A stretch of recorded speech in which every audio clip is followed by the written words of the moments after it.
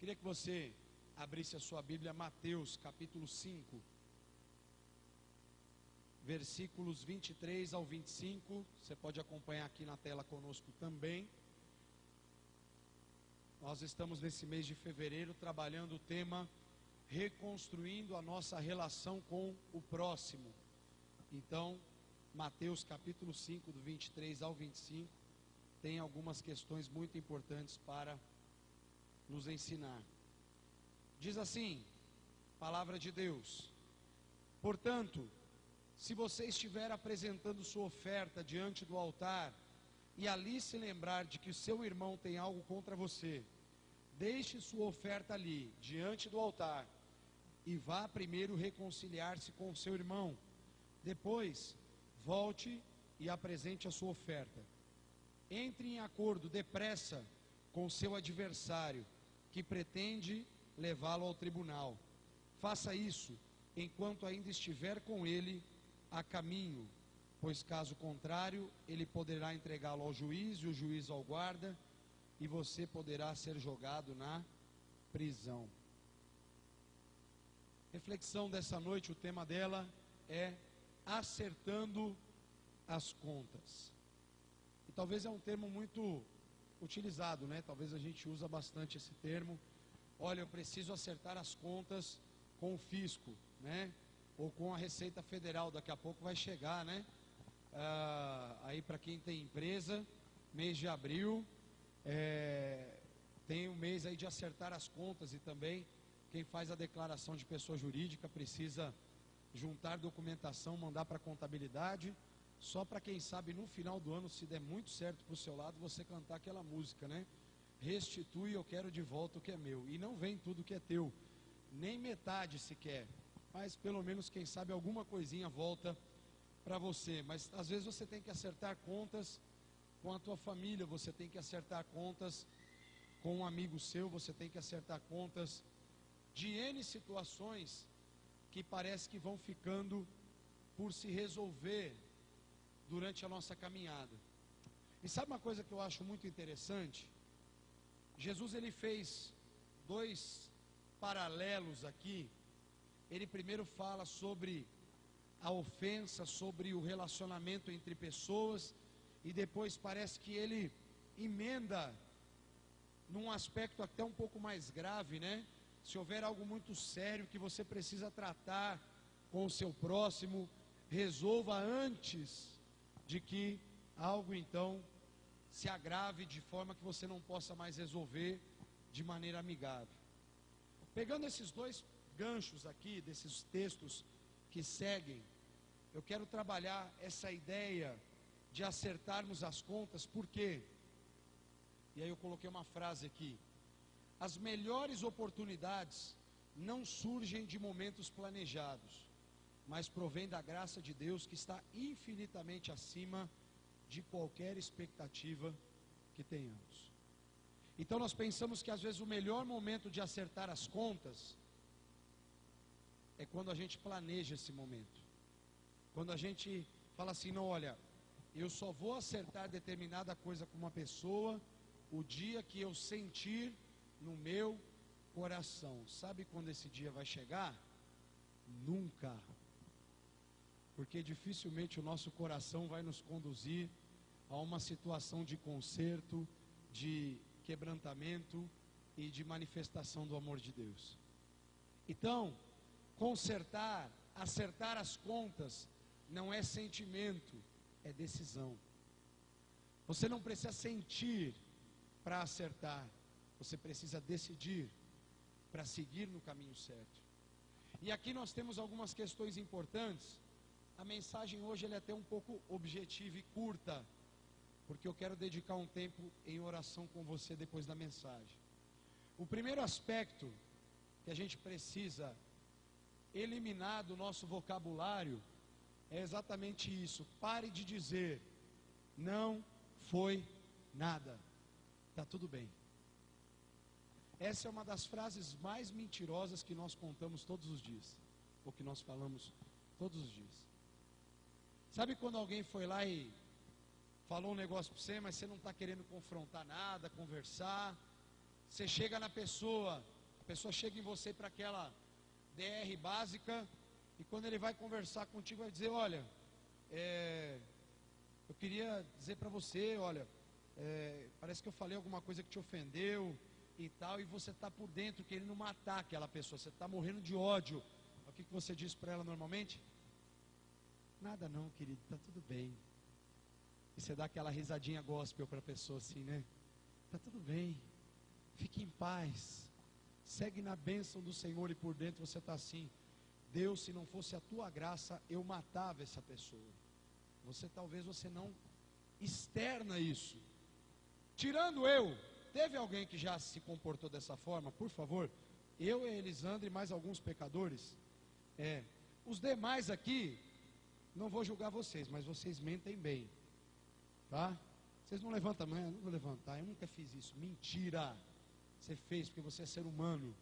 Talvez você não tenha vontade de matar, mas você teve vontade de que aquela pessoa sumisse da sua vida, né? E às vezes a gente fica dizendo isso, né? Não foi nada não.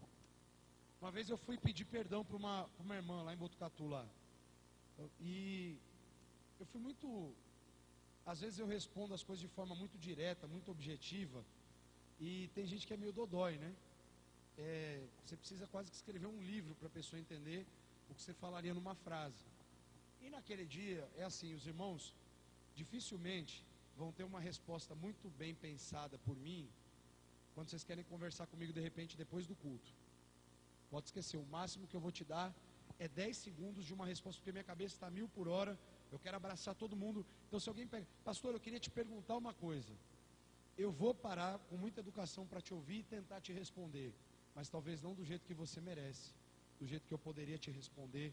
Às vezes eu vou te responder ali, ó, papum. Quem já percebeu que eu já fiz isso com você alguma vez? Pode levantar a mão, não precisa ter vergonha não. Tá vendo, ó? E vocês ficaram magoados? Se tivesse ficado também eu não ia poder fazer nada, mas que bom que vocês não ficaram, né? Tô brincando. Mas é verdade. Então, você quer ter uma resposta calma comigo? Senta para conversar comigo. Não me pegue em corredor para conversar. Eu gosto de parar e ouvir. Outro dia uma pessoa estava conversando com uma pessoa no gabinete, e eu estava ouvindo ela. Ela disse: pastor, você não vai falar nada? Eu disse: mas você está falando, eu estou te ouvindo. Mas só eu falo? Eu disse: olha, você veio conversar comigo, estou te ouvindo. A hora que eu entender que eu preciso te dizer alguma coisa, eu vou te falar. Porque eu gosto de ouvir.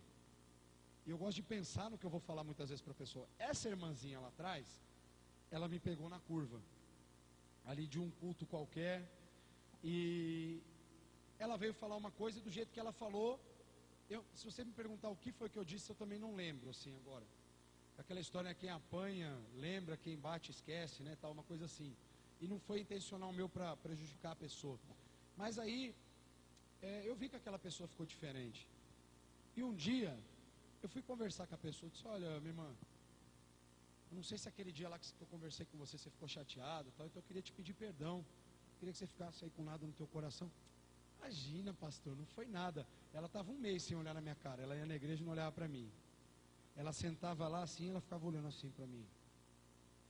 Sabe aquela cara assim de capiroto, incorporado? E ela ficava me olhando. Não foi nada. Imagina se tivesse sido. Imagina se ela tivesse com raiva de mim. Ai de mim. Eu estava morto já. Só que a gente tem o costume de ficar fazendo isso e é errado. Nós precisamos ser muitas vezes sinceros, assertivos. Olha, eu fiquei triste com o que você falou para mim. E tá, vamos resolver? Vamos orar aqui, vamos conversar.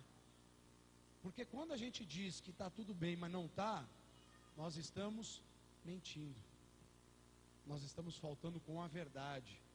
E essa mentira, ela pode ter um preço muito alto no meu e no seu coração.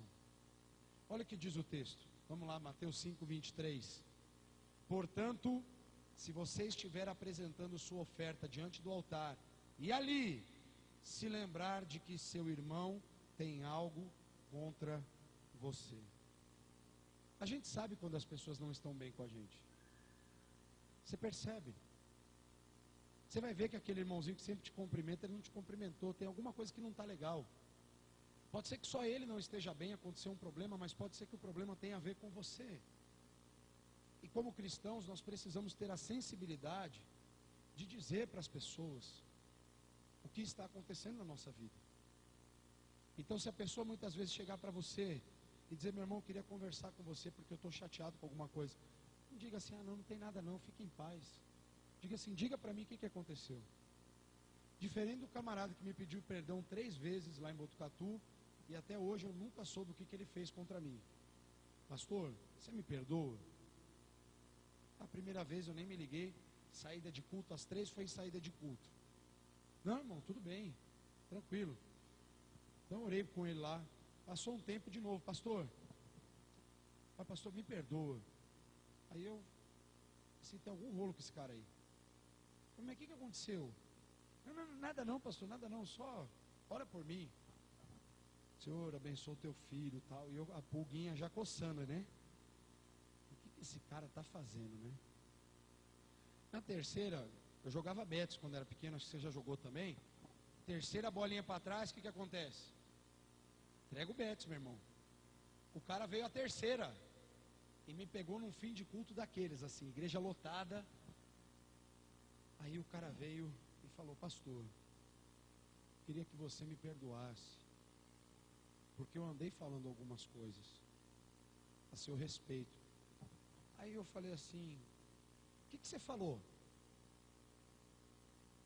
Não, nada não. Eu falei, então, como é que eu vou te perdoar de uma coisa que eu não sei que você fez?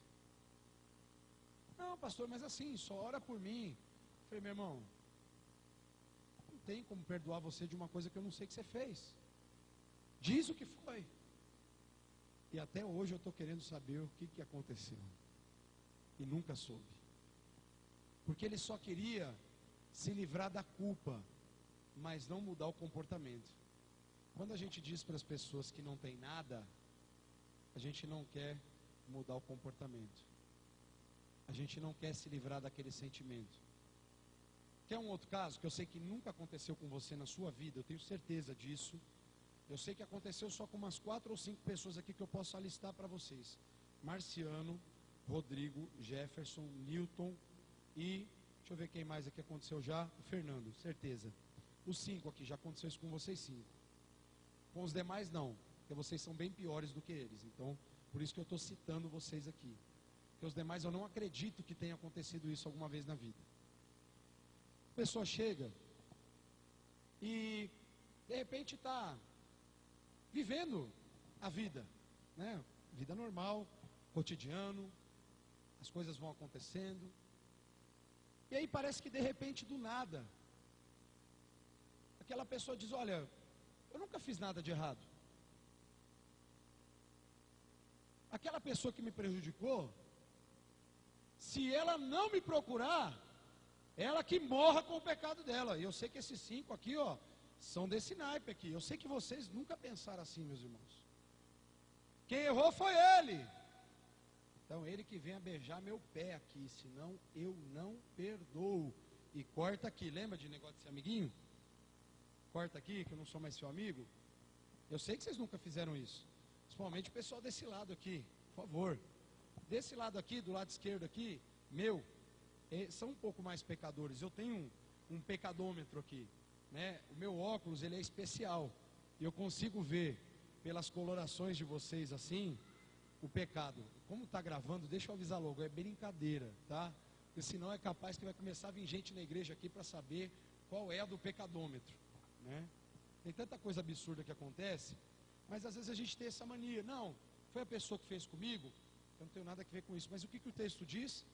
Se você se lembrar que alguém tem alguma coisa contra você, não está dizendo se a pessoa fez ou se você fez. Está dizendo que a pessoa não está bem com você. Se aconteceu isso, meu irmão, o que o texto diz? Espera a pessoa vir se rastejando com o fim da vida dela até ela te pedir perdão? É isso aí que está escrito? Essa é a mesma doutrina quando a gente diz isso. Aquela assim, olha, quando te derem um tapa na cara, você dá um murro no meio do nariz para quebrar, sangrar bem, para a pessoa nunca mais te bater. É a mesma teologia. Teologia do sabor de mel. Quem me viu passar na prova e não me ajudou, sabe esses esquemas assim? Vai se arrepender, vai me ver lá no palco. Diz que eu nem subo aqui no palco, gente, porque me lembra essa música, eu tenho pavor dela. que ela não é boa essa música, tá? Se você ouve, me desculpe, essa música é uma tranqueira teologicamente falando, porque ela só ensina contenda, discórdia e orgulho. Vai ler a letra e você vai ver se eu estou errado depois, né? Sua vitória ela vai ter sabor de mel, meu irmão, quando Deus te abençoar e você entender que foi graça dele, não foi merecimento seu. Mas essa música ensina errado. Voltando, tem um outro texto aqui que eu gosto muito, de Paulo aos Romanos, capítulo 12, versículo 18, que diz: façam todo o possível para viver em paz com... Vocês desanimaram para falar, vamos de novo? Vamos ler junto aqui, para vocês acordar? 1, 2, 3. Façam...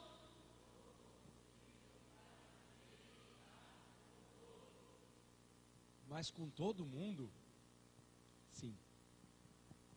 Mas até aquele cara chato do pastor, que eu não aguento? Sim. Você tem que se virar para viver em paz comigo. E a recíproca é verdadeira. Nós temos que fazer de tudo para viver em paz com todo mundo. E na maioria das vezes, sabe quando é que você tem paz? Quando você admite a trégua. Quando você diz assim, ó, não quero guerrear mais. Quando a pessoa ainda quer a guerra contra você e você diz, eu quero paz. Eu não vou brigar com você. Eu não vou contender com você. Eu não vou ir contra a tua vida mais. E às vezes nós precisamos entender isso, porque a Bíblia ela é tão clara. Só que ao mesmo tempo, o que Paulo está dizendo? Façam todo o possível. Isso significa que vão existir situações que não vai ser possível que isso aconteça. Sabe aquela história? Quando um não quer, dois não? Onde está escrito isso na Bíblia? Lugar nenhum. Se alguém me disser um texto aqui, eu vou sair correndo da igreja aqui hoje. Uma vez a pessoa disse assim, pastor, como está escrito na Bíblia, quem não chora não mama. Aí eu falei, mas isso não está escrito na Bíblia. Ele falou, mas pois devia estar, porque como que isso não está escrito na Bíblia? Eu ia fazer um livro novo para aquele irmão lá, para ele escrever, né? Claro que o conteúdo tem base, né? Quem não chora não mama, bater e bater, abrir-se e buscar e achareis. Você pode até fazer uma analogia, mas muito distante, mas pode. Mas esse quem não chora não mama, não está escrito. Como diz a palavra de Deus, pastor, a dor ensina a gemer. Aonde está escrito isso, meu irmão? Por mais que tenha alguns textos que nos indiquem que os momentos de prova vão nos ensinar a realmente sentir a dor das consequências do que nós fazemos, mas esse texto não está lá. E às vezes a gente está publicando verdadeiras obras na internet e pensa que está citando a palavra de Deus, meu irmão. Cuidado, que às vezes não tem nada com Deus. Mas aqui exatamente por que eu estou provocando você nisso? Porque a palavra possível, ela tem a ver com probabilidade. Ela tem a ver com uma concordância mútua de que algo aconteça. Então, o que Paulo está dizendo, Rubinho? Faça todo o possível da sua parte para ter paz com o Rodrigo. O que partir de você, o que tiver a ver com o teu coração, faça o teu melhor para estar em paz com o Rodrigo. É isso que a Bíblia está dizendo. Agora, se o Rodrigo não quer ter paz comigo, se ele vem e fala, pastor, te odeio, quero ver você morto, enterrado em 7 pedaços, e de preferência, se você for para o céu, eu vou para o inferno. Você vai dizer, pastor, quem em sã consciência diria isso? Uma mulher que eu ia batizar, ela disse, se uma fulana vai para o céu, então eu prefiro pregar para ela se converter e eu ir para o inferno, para eu nunca encontrar na eternidade. Eu ouvi isso de uma pessoa. Se você acha que ninguém foi capaz de dizer isso, eu digo para você, tem.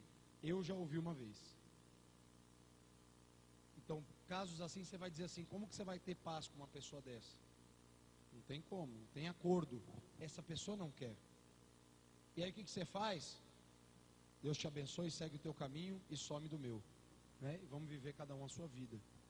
Porque se não tem paz, andar junto vai gerar o quê? Guerra.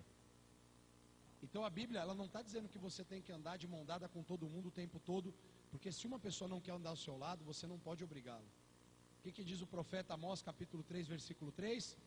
Como, pois, andarão duas pessoas juntas, se não estiverem de acordo? Se não tiver de acordo, não anda junto. Se não for mútuo o desejo de paz, não é possível se estabelecer o vínculo da paz entre aquelas pessoas. Pode até ser que eu continue desejando paz para o meu próximo e ele não a queira, mas isso já não é problema meu, isso é problema de Deus com ele. Eu estou tentando fazer a minha parte. A Bíblia diz que eu preciso fazer sempre a minha parte, e eu sempre enxergo em algumas orientações de Jesus que nós não devemos esperar que as pessoas nos busquem, nós devemos ir de encontro às pessoas. Porque Jesus não ficou esperando no céu as pessoas se arrependerem de seus pecados. Ele desceu na terra, nasceu, viveu como um homem, morreu numa cruz, ressuscitou ao terceiro dia, para que a gente pudesse ter a nossa salvação e o perdão dos nossos pecados. Então Jesus, ele não ficou esperando, Jesus veio. O que diz a Bíblia? João 3,16: porque Deus amou o mundo de tal maneira que deu. Ele não ficou esperando a humanidade. Até porque ele sabia que o que dependesse do ser humano, não haveria busca, não haveria redenção, não haveria arrependimento. Então, meu querido, você tem que fazer a sua parte. Alguém tem alguma coisa contra você? Vai lá e busca ela. Ah, pastor, fulano de tal não conversa comigo. Vai lá, procura ele, com educação, porque tem gente também que é só a graça de Deus, né? Ah, o Rodrigo não conversa comigo. Vem cá, Rodrigo, hoje eu peguei você para quase Cristo. Vem aqui, por favor. Vamos dizer que você é o irmão que não conversa comigo e eu estou ofendido, tá? Aí eu vou chegar, porque eu sou um bom cristão, né? Diz assim: irmão, por que você não está olhando na minha cara aqui na igreja? Você nunca viu isso acontecer, né? Se você quer aprender o certo é assim: paz, meu querido, tudo bem com você? Olha só, e olhando no olho, eu não suporto pessoas que estão conversando comigo olhando para baixo ou para cima, porque elas estão desviando a verdade, tá? Olhar no olho. Você quer conversar com alguém? No olho. Começou a olhar para os lados, está mentindo, tá? Se você duvidar disso, pergunta para os psicólogos aí formados aí, que eles vão te ensinar um pouquinho mais sobre isso. Mas voltando, meu irmão, eu percebi que você não tem olhado para mim de vez em quando, não tem me cumprimentado. Eu te fiz alguma coisa? Então, meu irmão, me dá um abraço aqui, vamos orar junto, em nome de Jesus, aleluia. E é isso aí. Já dá uma quebrada de asa, você sentiu o poder de Deus, vai que vai, não tem problema não. Mas tem vezes que você quer estar tão certo que a pessoa não te cumprimenta, que você chega dando pedrada nela. Ela já talvez não está te olhando mesmo. E aí você dá uma pedrada, o que você acha que vai acontecer? Aí que o cara vai te odiar mesmo.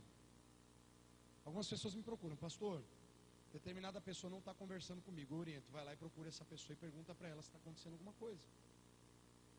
Por quê? Porque se tiver realmente acontecendo alguma coisa, você vai saber. Se a pessoa mentir para você, é problema dela e do diabo, e depois para responder para Deus. Mas você está fazendo a sua parte.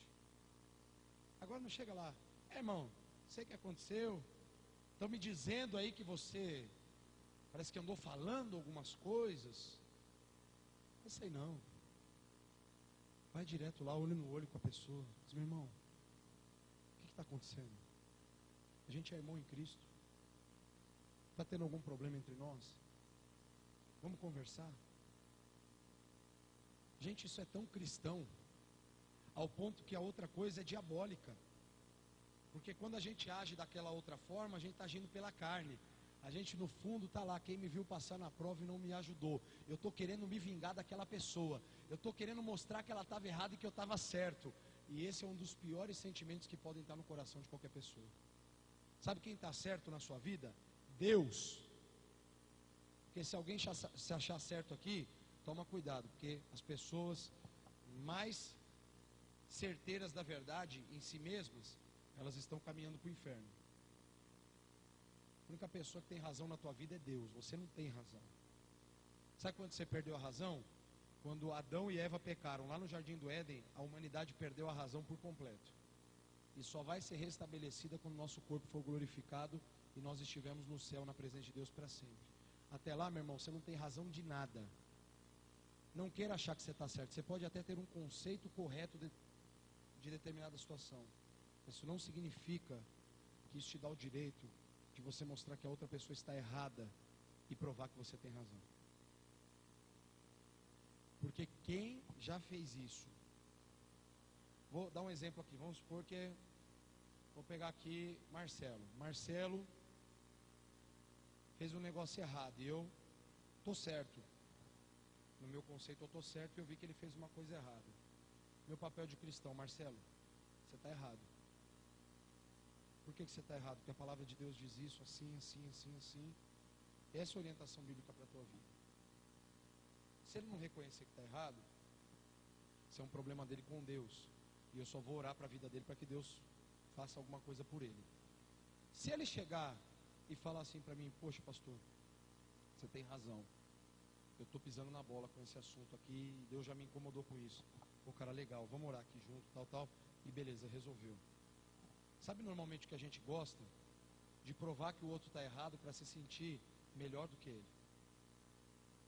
E sabe por que eu estou afirmando isso? Porque várias vezes eu já fiz isso. Tive prazer em ver o outro errado. E isso é diabólico. E se eu já senti isso, eu posso garantir que 90 e poucos % aqui do povo já sentiu isso também. Porque se eu sou ruim para burro assim em algumas coisas, eu imagino que você também não é tão mabrastempo nessas áreas também. Você tem que aprender tanto quanto eu na presença de Deus. Então, eu acredito que você já fez a mesma coisa. Que você já se sentiu melhor do que o outro. E provando que o outro estava errado, você sentiu satisfação de mostrar o erro daquela pessoa. Só que a Bíblia diz que quando nós mostramos o erro para o nosso irmão, para o nosso próximo, nós não devemos sentir prazer. Nós devemos sentir compaixão, misericórdia. Devemos demonstrar graça. E às vezes normalmente a gente tem a tendência de fazer o inverso. E aí, o fato que não quer calar, e eu já vou seguir para outra parte aqui para concluir, é que nós somos conhecedores de tudo que está à nossa volta. Você sabe o que acontece à tua volta. Você sabe o que está acontecendo na tua vida hoje. Você sabe como foram os seus últimos anos, e principalmente aí as mulheres, né? Porque o homem ele é mais objetivo. O homem é assim, o que aconteceu na minha última semana? E já é um sacrifício para o camarada lembrar. Assim, Guilmar, que o Ângelo fez para você nessa última semana? Talvez ele vai falar, me deu boa tarde, ficou de me ligar e tal. E antes? Que eu me lembre nada, pastor. Cristina, que o Ângelo fez para você esses últimos tempos? Bom, pastor, em 2002, ele tinha me prometido, mulher não é assim não, né? Quase nada, né?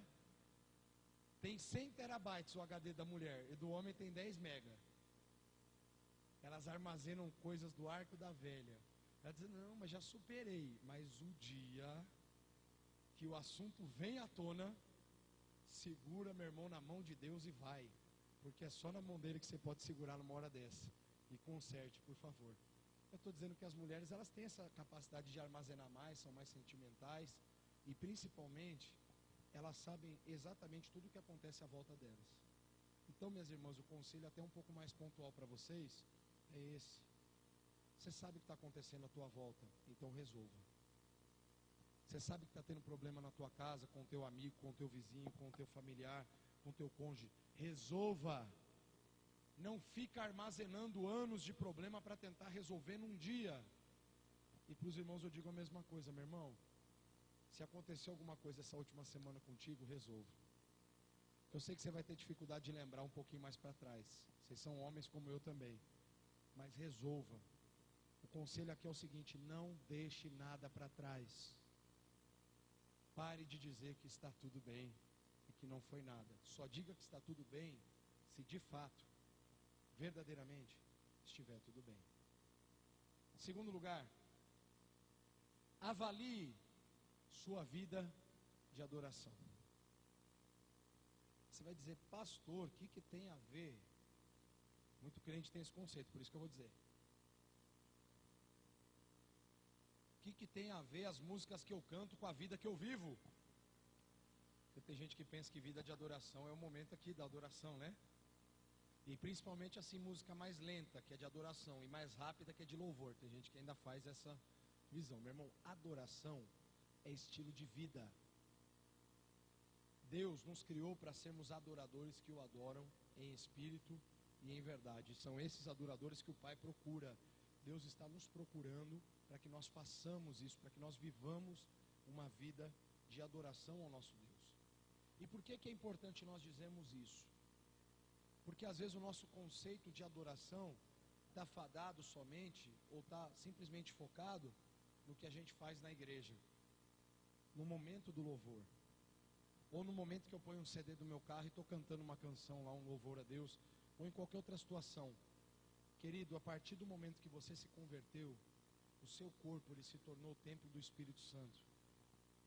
E uma vez que agora você é templo do Espírito Santo de Deus, e Ele habita em você, em todo tempo, tudo que você faz, precisa refletir adoração a Ele. E aí você diz assim, pastor, então, agora complicou. Porque não é sempre que eu estou adorando a Deus, fazendo as coisas para Deus. E eu entendo o que você está dizendo. Mas digo para você que nós precisamos avaliar muito mais como está a nossa vida de adoração. Olha só, o que diz aqui o versículo 24 agora? Deixe sua oferta. E aí, vamos lá? Deixe sua oferta diante da onde? E faz o quê? E depois? É igualzinho que a gente faz, não é?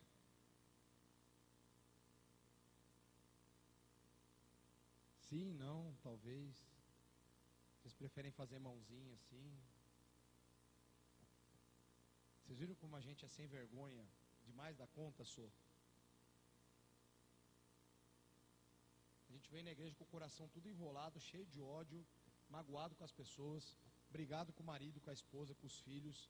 Vem tudo zoado, como a galera costuma dizer, né? Só o pó da rabiola, né, Batata? E levanta a mãozinha e dá até uma chorada na hora do louvor. Aí é pesado, né? Mas a maioria de nós sempre faz isso. A gente vem com o coração um lixo, a gente não se prepara antes de vir para a igreja, a gente não ora, a gente não pede a Deus para nos perdoar, a gente não tenta consertar qualquer coisa que está acontecendo à nossa volta, mas na hora que a gente passa nessas 2 ou 3 portas, gente, tem o anjo da purificação, e ele bate lá com o cajado na tua cabeça, espiritualmente falando, óbvio, porque senão teu cabelo ia desmanchar e você ia voltar para o carro para arrumar, né, minha irmã? Então é óbvio que o anjo não ia bagunçar o teu cabelo, estou brincando. Calma, as irmãs começaram a ficar bravas já. Aí, a gente pensa que entra na porta ali, sente um arrepio assim, já dá aquela... e zerou. Sorrisos. No carro está um inferno, está pegando fogo. Mas, aleluia, eu preciso vestir a máscara da santidade agora. E seja o que Deus quiser, né? E o que a gente vem fazer aqui, se não prestar adoração a Ele que conhece o nosso coração lá atrás? Quantas vezes a gente perde tempo de domingo, gente? Porque a gente vive uma mentira dentro da igreja. Estou falando a gente aqui, igreja, Brasil, mundo, povão de Deus. A gente vive muitas mentiras.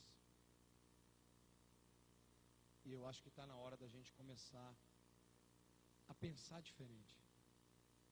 Nós precisamos começar a avaliar as coisas de uma outra maneira.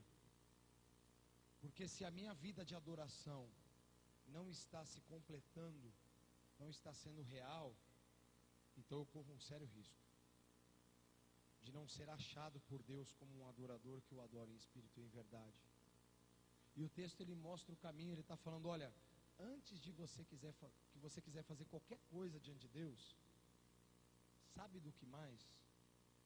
Deixa de lado, acerta a sua vida e depois faça para Deus o que você tiver que fazer. Tem pessoas que não conseguem entender isso. Pastor, mas eu vou fazendo as coisas do jeito que a minha vida está mesmo, estou vivendo um caos, mas eu estou trabalhando para Jesus. Você não está trabalhando para Jesus coisa nenhuma, você está se afundando, se destruindo, e depois lá na frente você ainda vai acabar com o nome da igreja, pode ter ter certeza. Porque se a tua vida não está boa, depois você vai fazer besteira e depois isso vai ter consequência. Só que a gente às vezes está mais preocupado em mostrar para os outros do que realmente ser alguém diferente. Para mim, eu já tenho dito isso para muitas pessoas, para mim o que importa não é o que você faz, é o que você é. É o que você se torna com a graça de Deus. Você pode saber fazer 1000 coisas dentro da igreja, para mim não interessa se o que você é não reflete nenhuma dessas 1000 coisas que você sabe fazer dentro da igreja. Porque senão uma hora vai sobrar para mim tentar te ajudar e talvez não seja possível. Porque você vai entender que você está certo, que você não faz nada de errado e que tua vida está perfeita da Silva. Então você precisa rever esse conceito. A gente tem que adorar a Deus, não porque a gente está na igreja, mas porque nós somos a igreja. Eu não tenho que adorar a Deus porque eu vou ao templo, mas porque eu sou o templo do Espírito. Eu não vou adorar a Deus porque aqui eu vou ouvir mensagens do céu, mas porque eu estou esperando pelo céu. Vê como é diferente aquilo que muitas vezes eu quero fazer do que aquilo que Deus quer que eu me torne. Existe uma diferença muito grande. E eu amo viver ao lado de pessoas pecadoras. Porque como eu sou pecador também, então eu me sinto igual. Aí dá para se relacionar. Quando começa a vir irmão muito santo para o meu lado, eu tenho alergia. Porque eu não consigo ser igual a essa pessoa. Então para mim vai dar incompatibilidade. Eu não vou conseguir me relacionar. Eu gosto de lidar com pessoas que entendem a sua condição diante de Deus. Que entendem que são pessoas humanas, falhas, limitadas, que foram resgatadas pelo mesmo sangue de Jesus que eu também fui. Então quando a gente entende isso, a gente tem condição de olhar no olho um do outro, de conversar, de ter comunhão, de comungar, de ter coisas em comum para se relacionar. E isso também reflete adoração. Porque quando eu consigo olhar no olho dos irmãos, eu posso dizer que eu estou adorando a Deus.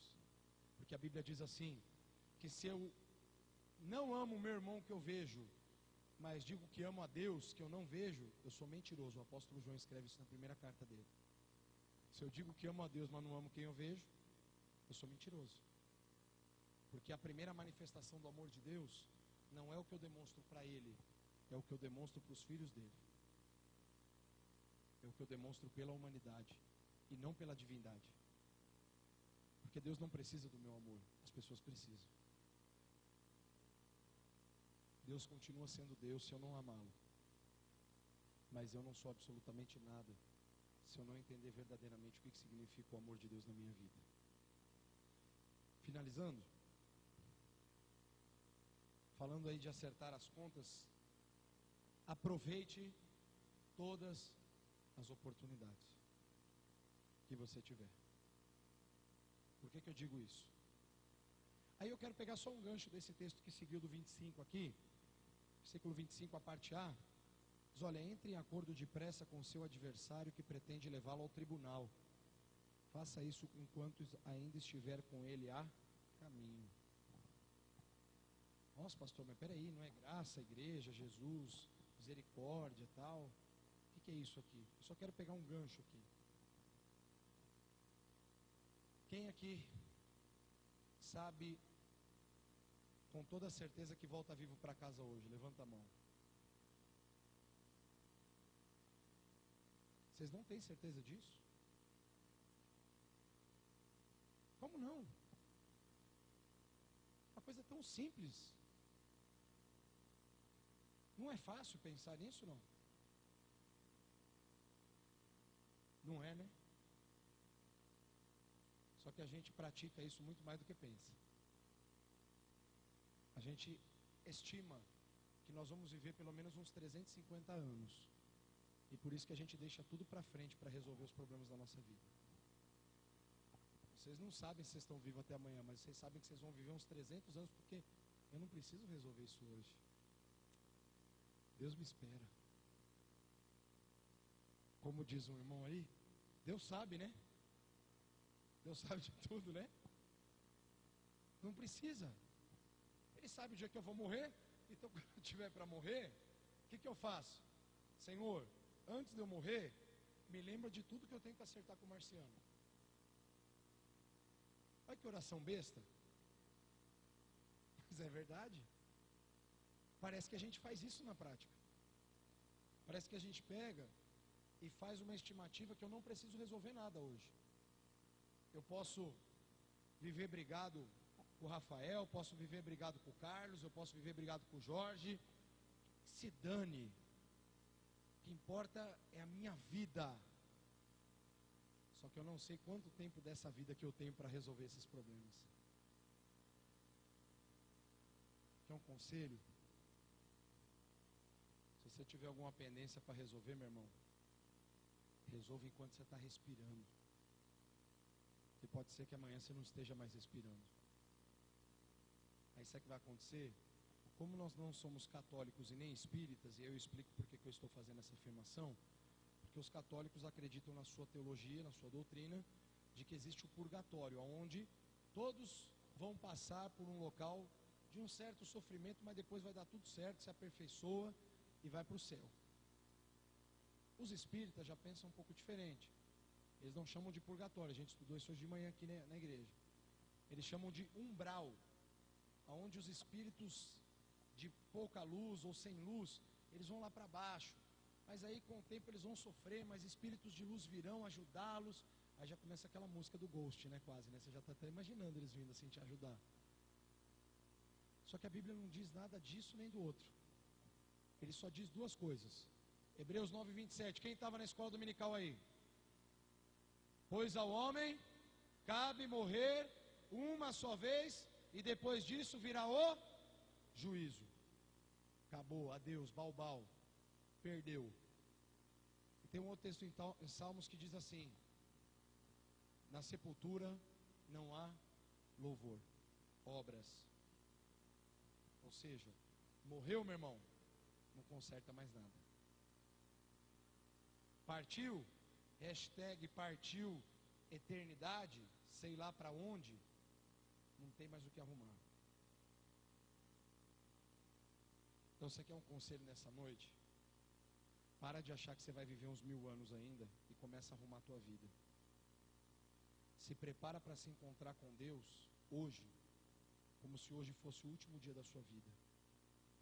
E se você viver mais 200, mais 1000, mais 1 milhão de dias, não importa. Mas faça para Deus hoje tudo que você puder, como se fosse a sua última oportunidade de adorar a Ele, de consertar o teu coração diante dEle. Olha o que diz o texto: entre em acordo depressa, resolva a sua vida depressa. Para de prorrogar problema, para de prorrogar sentimento ruim no teu coração. E aí eu coloquei uma frase aqui, eu estava poético nessas frases aqui, pelo menos eu acho, talvez não tenha nada a ver, né? Mas o fato de desconhecermos o nosso amanhã nos impulsiona a termos ações imediatas, não deixando para amanhã o que precisamos fazer hoje. Porque pode ser que amanhã você não possa fazer mais nada. Eu não sei do teu amanhã. Amanhã eu tenho planejado fazer um monte de coisa. Eu só não sei se eu vou estar vivo para fazer. Mas que mais ou menos está planejado, está. Essa semana está planejado alguns atendimentos aqui na igreja, um monte de coisa para mim fazer. Viajo para outro estado ainda na semana, está tudo planejado, só que eu não sei se eu estou vivo até amanhã. Não sei. Como você também não sabe. Como você e eu não sabemos de algumas coisas, que é um conselho de amigo, acerte as suas contas. Com Deus, com o seu próximo, com o teu irmão, com o teu pai, com a tua mãe, com o teu marido, com a tua esposa, com os teus filhos, porque pode ser que seja a última vez que você vai vê-los. Pode ser a última oportunidade que você vai ter em vida de resolver qualquer coisa, porque depois que você morrer, é só prestação de contas. Agora são acertos, depois da morte é só prestação de conta e resultado. E de repente o resultado pode não ser muito bom.